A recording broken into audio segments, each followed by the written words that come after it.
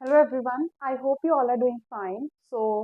आज मैं आप सबके साथ फिर से जो चैप्टर 2 है उसका जो रिमेनिंग पार्ट है वो डिस्कस करने जा रही हूँ। एंड आज होपफुली हमारा जो चैप्टर 2 है क्लास 6 का एनसीईआरटी बुक साइंस का कंपोनेंट्स ऑफ फूड जो है वो कंप्लीट हो जाएगा। प्रीवियस पार्ट में पिछले लेक्चर में कहाँ तक मैंने करवाया था dietary fibres and water means almost सारे ही न्यूट्रिएंट्स कवर हो गए थे, और उसके साथ साथ हमारा विटामिन और मिनरल्स के एग्जांपल्स रहते हैं जो इस लेक्चर के एंड में आपको आज उसके एग्जांपल्स भी आई विल प्रोवाइड, राइट। तो उसके एग्जांपल्स भी लिखेंगे हम।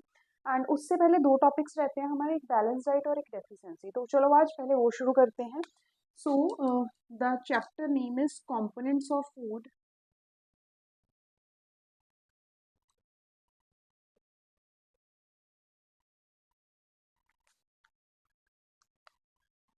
And the main topic, the first topic of this chapter is balanced diet. So first of all, what is the definition of balanced diet, or what is balanced diet according to you? अगर आपको already किसी को पता है then definitely you can mention your answer in the comment box. I hope जिन बच्चों को नहीं पता है, जिन बच्चों को बैलेंस डाइट के बारे में नहीं पता है, वो आज के लेक्चर के बाद, इस लेक्चर के बाद उनको अच्छे से समझ लग जाएगा, right. So what is balance diet? So basically it is a diet, so the diet that contain all the nutrients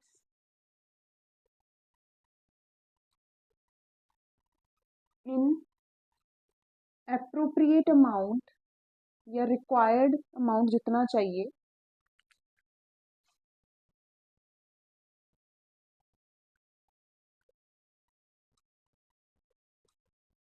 to run body functions. हमारी बॉडी के जितने भी फंक्शंस हैं उनको चलाने के लिए जो भी न्यूट्रिएंट्स चाहिए हमारी बॉडी ग्रोथ के लिए, रिपेयर के लिए, सारे मैकेनिज्म्स के लिए जितने भी इफल से जो भी न्यूट्रिएंट्स चाहिए वो एक डाइट में होने चाहिए। तो उस डाइट को हम बोलेंगे बैलेंस डाइट। और न्यूट्रिएंट्स कौन कौन से होते हैं वो मैंने आपको प्रीवियस लेक्चर में एक्सप्लेन किया है, और जिन बच्चों ने अभी तक वो लेक्चर नहीं सुना है, I request all of you कि आप वो लेक्चर देखिए सबसे पहले जाकर, तभी आपको ये समझ लगेगा। Now I have a question कि अगर मैं बात करूं, व्हाट डू यू थिंक कि सारी एज के और हर एज ग्रुप के अकॉर्डिंग जो खाने का अमाउंट है, कौन कौन से न्यूट्रिएंट चाहिए, क्या वो वेरी करते हैं, या सारी एज ग्रुप वाले लोग जो हैं उनको सेम टाइप ऑफ न्यूट्रिएंट्स ही चाहिए? सो इफ आई से for different age group,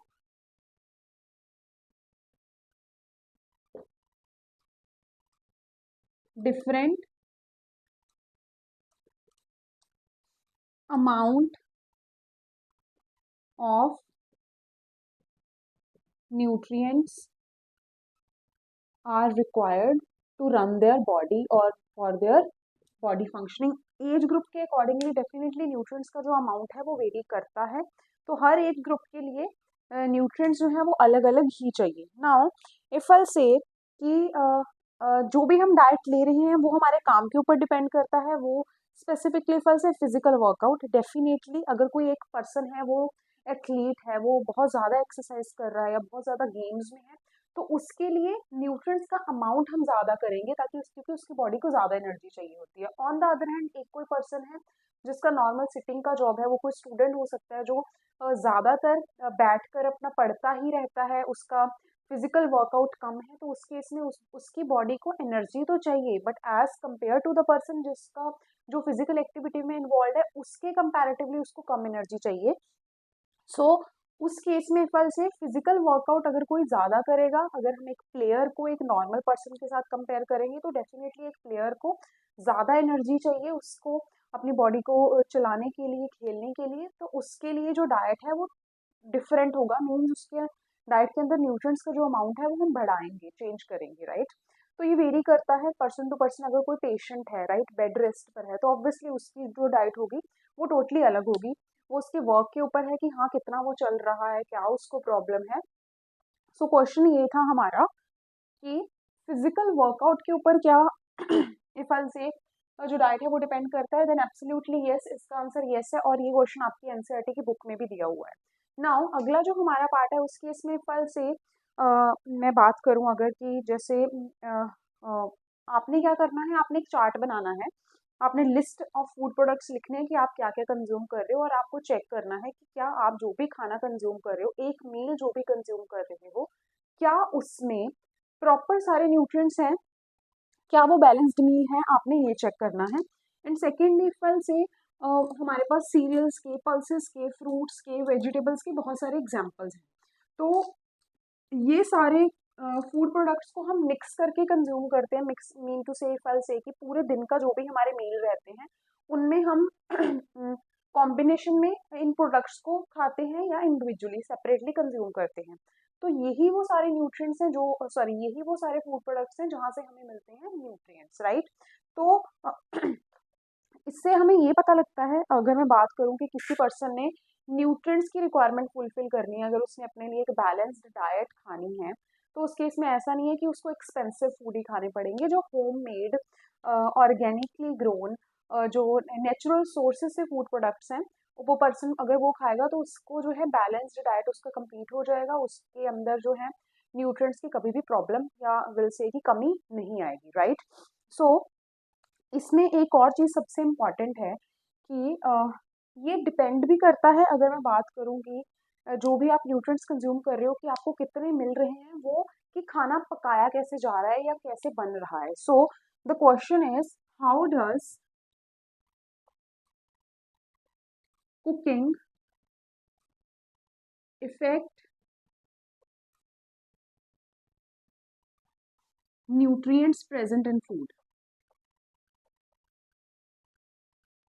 nutrients present in food, तो कुकिंग मेथड जो है उसका न्यूट्रिएंट्स के ऊपर अलग अलग असर है। कुकिंग के कारण जो है इफ आई से कि कुछ न्यूट्रिएंट्स हैं जो वो लॉस हो जाते हैं, कुछ जो है वो ऑब्वियसली सारे लॉस नहीं होते हैं। सिमिलरली अगर मैं वेजिटेबल्स की बात करूँ, वेजिटेबल्स को अगर आप कट करके वॉश करते हो तो उसमें से बहुत सारे न्यूट्रिएंट्स निकल भी सकते हैं। Now one by one I will explain you. अगर मैं बात करूँ, let suppose major one nutrient अगर मैं बात करूँ कार्बोहाइड्रेट, तो कार्बोहाइड्रेट जो है definitely carbohydrates, protein and fat, ये सब ये कंपैरेटिवली फूड प्रोडक्ट्स में ज़्यादा होते हैं। अगर आप कार्ब रिच फूड प्रोडक्ट्स की बात कर रहे हो, प्रोटीन रिच, फैट रिच की बात कर रहे हो, तो इस केस में अगर मैं बात करूँ फॉर एग्जांपल राइस है, इसमें कार्बोहाइड्रेट बहुत ज़्यादा होते हैं। प्रोटीन अगर मैं दाल की बात करती हूँ, और फैट में अगर मैं बात करूँ घी की बात करते हैं, ठीक है। तो अगर आप राइस को पका रहे हो, तो उसमें से कुछ अमाउंट ऑफ कार्बोहाइड्रेट्स डेफिनेटली निकलेंगे ही निकलेंगे। अगर आप राइस को बॉयल कर रहे हो, अगर तो आप उसको बहुत खुले पानी में बॉयल कर रहे हो और अगर आप पानी वो निकल गया, पानी वो निकाल दिया गया, तो उसमें से काफी अमाउंट ऑफ कार्बोहाइड्रेट्स निकल जाएंगे, स्टार्च निकल जाएगा, राइट। सिमिलरली अगर दाल है, दाल को आप बॉयल कर रहे हो और बॉयल करके आपने बॉइलिंग के टाइम पर क्या हो रहा है, वो वेपर्स बन रहे हैं, तो वेपर्स के साथ थोड़ा अमाउंट ऑफ जो प्रोटीन है वो निकलेगा, निकल सकता है, राइट। बट इतना ज्यादा इफेक्ट नहीं पड़ता है। सिमिलरली अगर फैट में घी या ऑयल की बात करते हो, घी या ऑयल को बहुत टाइम तक अगर आप हीट कर रहे हो, गर्म कर रहे हो, तो उससे क्या होता है कि उसके अंदर जो गुड फैट है, अच्छा फैट है, वो बैड फैट में कन्वर्ट हो जाता है। That is not will say हमारे खाने के लिए वो अच्छा नहीं है। नाउ मेजर जो न्यूट्रिएंट्स हैं जिनका लॉस होता है कुकिंग के टाइम पर, उसमें जो मेन कैटेगरी हमारी आती है विटामिन एंड मिनरल्स की। मिनरल्स एंड विटामिन में से भी मेजर जो हमारे आते हैं विटामिन। विटामिन जो है, इफ आई से वाटर सॉल्युबल विटामिन की अगर बात करूं एंड फैट सॉल्युबल, तो वाटर सॉल्युबल विटामिन तो तब भी निकल जाते हैं काफ़ी सब्जियों में से। अगर आप उनको काट के कटिंग करके आप उनको वॉश कर रहे हो, तो उसी टाइम पर बहुत सारे जो विटामिन है वो निकल जाते हैं। उसके साथ साथ अगर मैं बात करूँ स्पेसिफिकली विटामिन सी की, तो विटामिन सी हीट हीट में बहुत अनस्टेबल है कि जब आप विटामिन सी वाले प्रोडक्ट्स को फॉर एग्जांपल आप हीट कर रहे हो, या if you are washing food products cut करके आप उन वेजिटेबल्स को या फ्रूट को आप कट करके फिर कंज्यूम कर रहे हो, तो जिनके अंदर बहुत ज़्यादा पानी होता है या उस केसेस में उनका जो नेचुरल वाटर है वो भी निकल जाता है, और उसके साथ साथ वाटर सॉल्युबल विटामिन भी काफ़ी हद तक उनमें से निकल जाते हैं। सो सिमिलरली रिपीटेड वॉशिंग, बार बार वॉश कर रहे हो, उसके कारण काफ़ी vitamin along with that minerals हैं वो निकल जाते हैं। तो यस डेफिनेटली जो कुकिंग की मेथड्स हैं वो इफ आई से कि खाने के अंदर जो न्यूट्रिएंट्स हैं उनके ऊपर बहुत बड़ा इफेक्ट डालते हैं न्यूट्रिएंट, इसीलिए कुकिंग के मेथड्स को कि कैसे खाना पक रहा है इस चीज़ का बहुत ध्यान देना पड़ता है। सो जैसे कि विटामिन सी है वो बहुत जल्दी डिस्ट्रॉय हो जाता है हीटिंग से। इसी के साथ साथ इफ आई से अभी अगर मैं बोलूँ तो एक साइड तो हम बात कर रहे हैं कि कुकिंग के कारण फूड प्रोडक्ट्स के अंदर जो न्यूट्रिएंट्स है उसके ऊपर इफेक्ट पड़ता है, राइट नाउ। इसी के साथ एक और क्वेश्चन है कि क्या हमें कुछ, ऑब्वियसली हम बहुत सारे ऐसे वेजिटेबल्स हैं, फ्रूट्स हैं जिनको हम कच्चा खा लेते हैं, बट कुछ ऐसे फूड प्रोडक्ट्स हैं जिनको हम कच्चा नहीं खा सकते। स्पेसिफिकली अगर मैं वेजिटेबल्स की बात करूं या फिर मेनली वेजिटेबल्स की बात करूं, तो फॉर एग्जांपल अगर मैं बात इफ आई से कि कोई भी वेजिटेबल का आप एग्जांपल ले सकते हो, तो कुछ ऐसी स्पेसिफिक वेजिटेबल्स हैं जिनके अंदर इफ आई से कि सर्टन प्रोडक्ट्स होते हैं उनको कच्चा नहीं खाना चाहिए। क्यों? क्योंकि उनके अंदर कुछ हार्मफुल केमिकल प्रोडक्ट्स हो सकते हैं, हार्मफुल प्रोडक्ट्स हो सकते हैं। अगर उनको हम ऐसे कंज्यूम करेंगे तो वो they are not good for consumption, right. और उसके साथ साथ क्या होता है, कुकिंग के कारण हमारा खाना बन जाता है सॉफ्ट, राइट। तो जैसे अगर मैं बात करूं, कैबेज की बात करते हैं, गोभी, वैसे उसको हम रॉ फॉर्म में लाइक च्यू किया जा सकता है, बट अगर हम उसे कुक करके पकाते हैं तो कुकिंग से क्या होता है सबसे पहले तो कि उसके अंदर जो हार्मफुल बैक्टीरियाज हैं वो निकल जाते हैं। Same goes with a number of vegetable. मैंने सिर्फ एक कॉलीफ्लावर का एग्जांपल लिया है, गोभी का एग्जांपल लिया है। तो कुछ वेजिटेबल्स या कुछ फूड प्रोडक्ट्स को डेफिनेटली हम रॉ फॉर्म में इसीलिए कंज्यूम नहीं करते ताकि उसके अंदर जो टॉक्सिन है, उसके अंदर जो बैक्टीरिया है वो मर जाए। क्योंकि कुक करके क्या होता है, वो हीट के कारण बैक्टीरिया खत्म हो जाते हैं, और उसके साथ साथ कुकिंग के कारण हमारा खाना बन जाता है सॉफ्ट। खाना सॉफ्ट बन जाता है तो इजिली डाइजेस्ट होता है, अच्छे तरीके से हमें न्यूट्रिएंट्स मिलते हैं। सो कुकिंग से होता क्या है, क्यों रॉ फॉर्म में नहीं कंज्यूम करना चाहिए? कुकिंग makes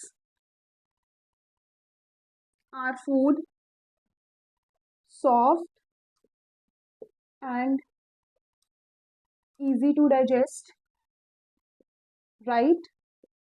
उसके साथ साथ what will happen, कुकिंग से क्या होता है, cooking will kill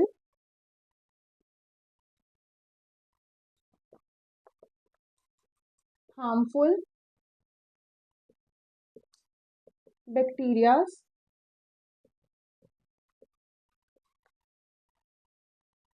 present in food। खाना सॉफ्ट बन जाता है, अच्छे तरीके से डाइजेस्ट हो जाता है। इसीलिए बहुत कुछ हार्ड विल से की वेजिटेबल्स हैं उनको यूजुअली इफ आई से कि कुक करके ही कंज्यूम किया जाता है, रॉ फॉर्म में नहीं कंज्यूम किया जाता। अदरवाइज अगर आप कुछ कच्ची सब्जियां जो हार्ड टू डाइजेस्ट होती हैं उनको ऐसे ही कंज्यूम कर लोगे तो आपको यूजुअली डाइजेशन के रिलेटेड प्रॉब्लम्स आ सकते हैं। सो दैट इज़ वाई कुछ ऐसे फूड प्रोडक्ट्स हैं अपनी डाइट में जो हम इफ आई से कि उनको पकाकर ही कंज्यूम करते हैं। नाउ अगर मैं बात करूं, हमें पता है कि जो फैट है वो सबसे ज़्यादा एनर्जी देता है, तो क्या कोई भी पर्सन एनर्जी के लिए फैट खा सकता है?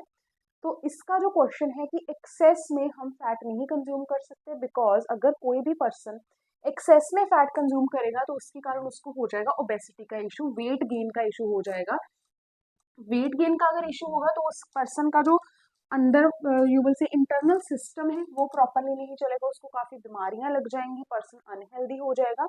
तो excess of fat, excess of fat consumption, excess of fat consumption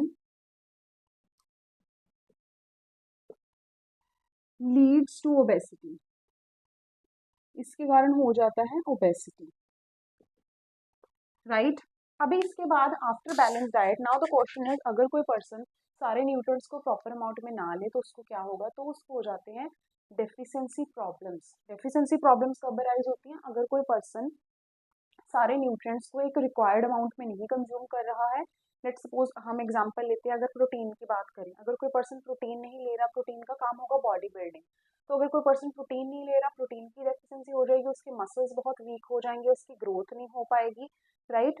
similarly अगर कोई पर्सन कार्ब्स और प्रोटीन दोनों नहीं ले रहा तो ओवरऑल उसकी बॉडी में न्यूट्रिशंस की कमी हो जाएगी, उसको डेफिशिएंसी रिलेटेड डेफिशिएंसी प्रॉब्लम्स हो जाएंगी, right. So next part is deficiency diseases.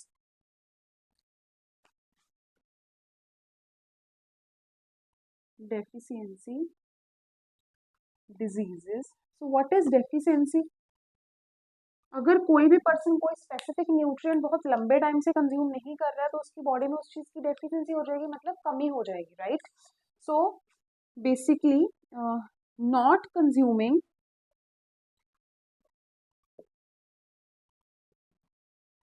nutrients from a longer period leads to malnutrition. Malnutrition मतलब कि वो पर्सन जो है, ऑब्वियसली पर्सन जो है वो उसके अंदर न्यूट्रिएंट्स ही प्रॉपर नहीं है, तो मालन्यूट्रिशन के कारण क्या होगा? It cause various deficiency diseases. काफ़ी डिजीजेस, काफ़ी बीमारियां लग सकती हैं अगर कोई पर्सन जो है वो माल नरिश्ड रहेगा, माल नरिशमेंट हो जाएगी उसको, उसकी बॉडी के अंदर न्यूट्रिएंट्स की कमी आ जाती है तो उसको काफ़ी बीमारियां लग जाती हैं. Now the first point is, अगर कोई पर्सन द प्रोटीन्स नहीं ले रहा तो मैं इसको एक शॉर्ट फॉर्मेट में कंपाइल करूंगी कि आपको समझ भी लग जाए. और तो इस वजह से अगर मैं बात करूँ प्रोटीन, अगर प्रोटीन डेफिशिएंसी है फॉर एग्जांपल, वो प्रोटीन नहीं खा रहा पर्सन, ठीक है, तो उसके कारण क्या होगा? अगर उसको प्रोटीन डेफिशिएंसी है देन व्हाट विल हैपन? तो बॉडी बिल्डिंग नहीं होगा, improper growth of body,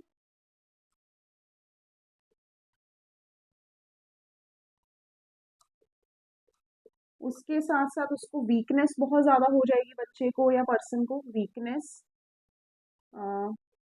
week muscles हो जाएंगी,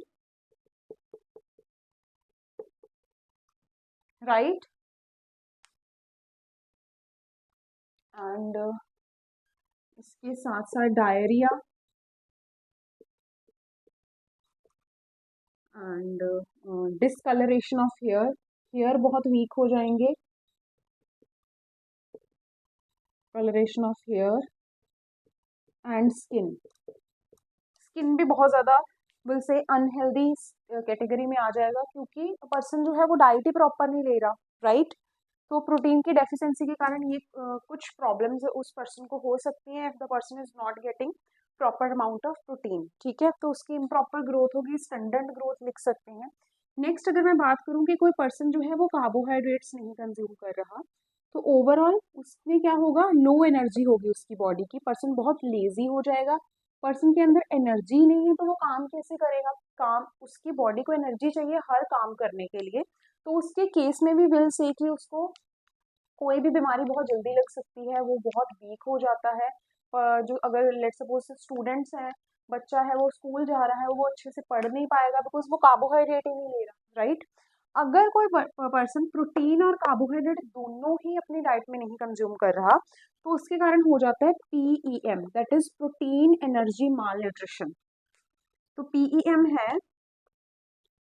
प्रोटीन एनर्जी माल न्यूट्रिशन. इसमें क्या होता है? अगर कोई पर्सन जो है कार्ब और प्रोटीन दोनों ही नहीं अपनी डाइट में कंज्यूम कर रहा या कर रही तो उस केस में क्या होता है? प्रोटीन एनर्जी माल न्यूट्रिशन,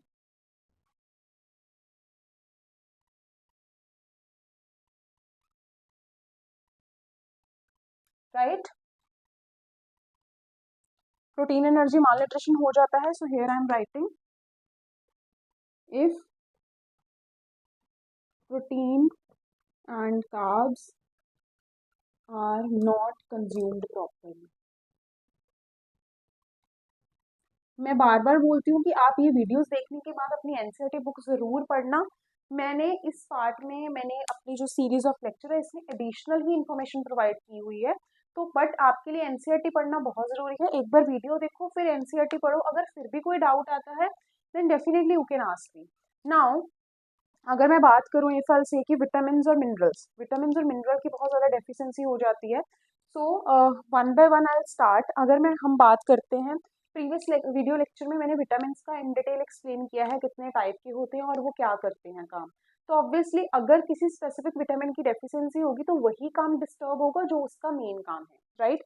आपके बुक में लास्ट में एक टेबल दिया हुआ है एंड उस टेबल में उन्होंने कुछ एफएल से की डेफिशिएंसी सिम्टम्स दिए हुए हैं, कुछ विटामिन के अलोंग विद दैट कुछ मिनरल्स के भी दिए हुए हैं। So let's discuss that part अभी, deficiency problems of vitamin and minerals.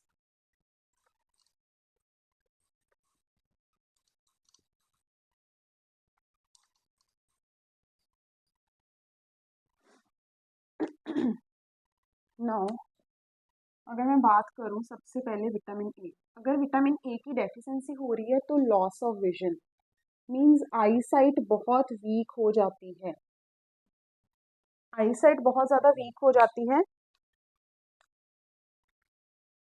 और इस केस में विजन प्रॉब्लम,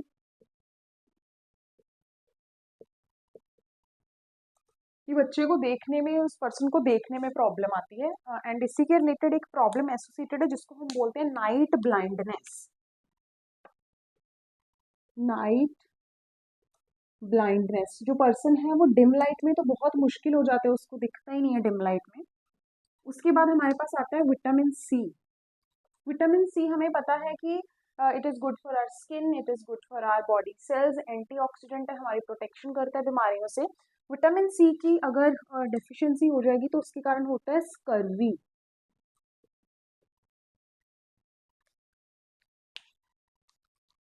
एंड उसके साथ साथ एफएल से along with that skin is affected, right। And इसको हम ब्लीडिंग गम्स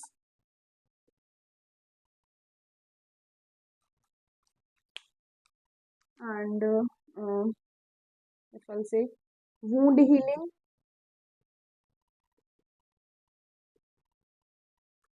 पुअर हो जाता है। Next is vitamin D.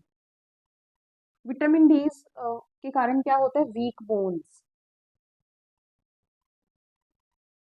Bones बहुत ज्यादा वीक हो जाती हैं।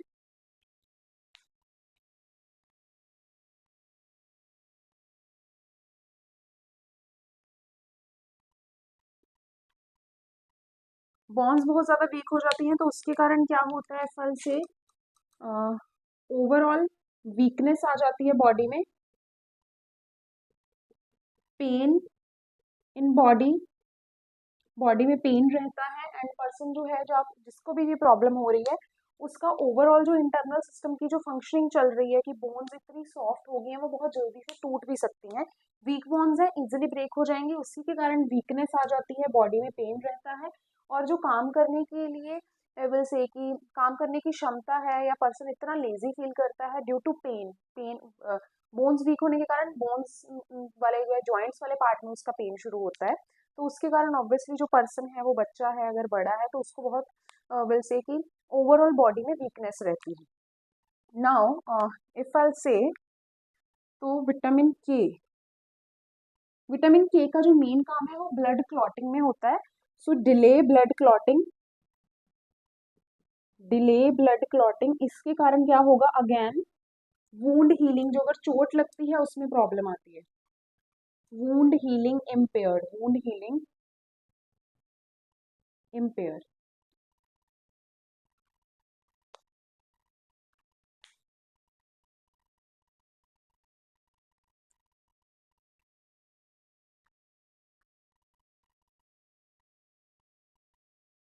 Right.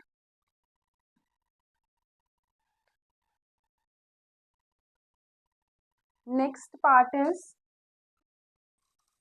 Vitamin B complex.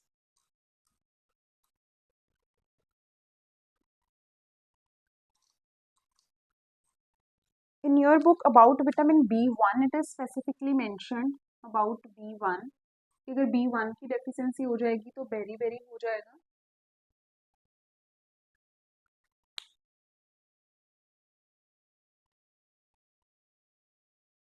What in this case weak muscles and overall body energy is low, weak muscles and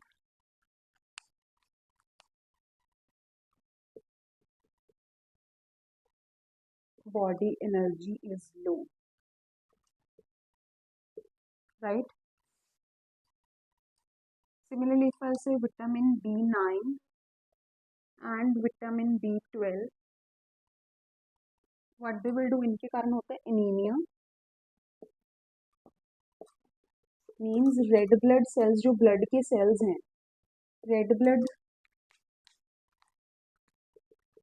cell count, उनका नंबर जो है वो कम हो जाता है, नंबर डिक्रीज। उसके कारण क्या होता है, अगर blood cells, red blood cells नहीं होंगे तो ऑब्वियसली बॉडी के अंदर बहुत सारे ऐसे फंक्शंस हैं जो सिर्फ वही करते हैं, वो नहीं हो पाएंगे। उसमें से सबसे मेजर है कि वो ऑक्सीजन, अगर हम सांस ले रहे हैं तो ऑक्सीजन जो है ब्लड सेल्स के साथ जाकर जुड़ता है, हीमोग्लोबिन के साथ बाइंड होता है। तो अगर आरबीसीज का नंबर कम होगा तो पर्सन में खून की कमी आ जाती है, एनीमिया वाली कंडीशन अराइज हो जाती है। सिमिलरली अगर विटामिन B5 की अगर प्रॉब्लम आती है तो hair related problems, hair fall and nails weak हो जाते हैं, राइट? मेजरली हेयर्स के ऊपर इफेक्ट होता है। So these are the certain examples in case of vitamins. Now next part, if I talk about the minerals, तो minerals के case में if I talk about calcium, iron, iodine, these are the major minerals, right? So I am raising this.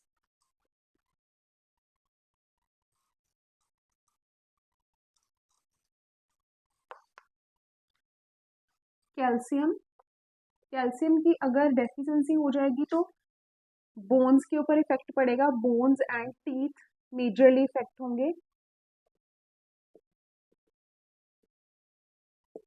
Right? और सबसे major effect से weakness of bones,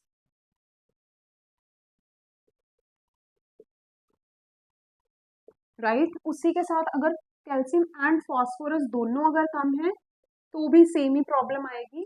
और phosphorus के कारण एक एडिशनल क्या प्रॉब्लम आएगी कि बॉडी की एनर्जी बहुत लो रहती है, body energy is low, because phosphorus हमारे अंदर एनर्जी प्रोडक्शन, जो भी हमें एनर्जी मिल रही है उसका एक इम्पॉर्टेंट पार्ट है। अगर कैल्शियम एंड फॉस्फोरस दोनों नहीं है तो मेजर प्रॉब्लम ये आएगा, बोन्स और टीथ वीक हो जाएंगे।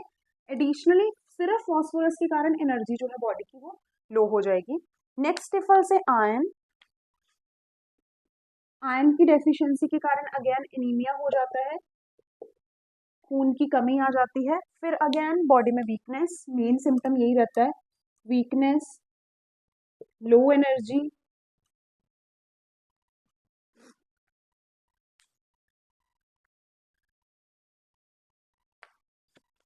Next is iodine,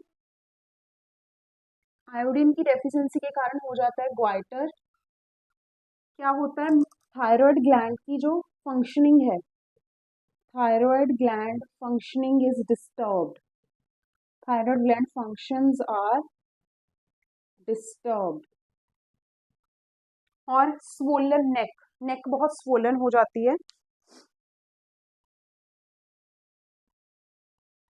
right? And along with it, if I write about sodium and potassium ions in A positive and K positive ions, तो मेन जो इफेक्ट पड़ता है मसल्स की function, muscles and nerves function disturb हो जाते हैं, because ये दोनों आयंस जो है बहुत इंपॉर्टेंट है, बहुत इंपॉर्टेंट चाहिए मसल्स और नर्वस सिस्टम की फंक्शनिंग के लिए, राइट? सो विद दिस हमारा जो डेफिशिएंसी पार्ट है दैट इज ऑल्सो डन। ये जो है सोडियम और पोटेशियम आयंस की डेफिशिएंसी के कारण है कि मसल्स और नर्व्स का जो फंक्शन है वो डिस्टर्ब हो जाता है। So with this we are done with the deficiency problems, balance diet. और आप सबने क्या करना है, एटलीस्ट 2 या 3 डेज का, अगर हो सके तो एटलीस्ट 5 डेज का अपना पूरा लिखना है कि आप डेली क्या खा रहे हो, और उसके साथ साथ आपने एग्जामिन करना है कि क्या आप न्यूट्रिएंट्स एक रिक्वायर्ड अमाउंट में कंज्यूम कर रहे हो या नहीं कर रहे हो, right? Now after this, as I have told you that I will do the examples of vitamins और मिनरल्स, और जितने भी विटामिन्स हैं और मिनरल्स हैं उनकी मैं आपको कुछ कुछ एग्जांपल्स दूंगी। उन एग्जांपल्स को यूज करके आप चेक कर सकते हो कि क्या आप उन न्यूट्रिएंट्स को कंज्यूम कर रहे हो या नहीं कर रहे हो, ठीक है?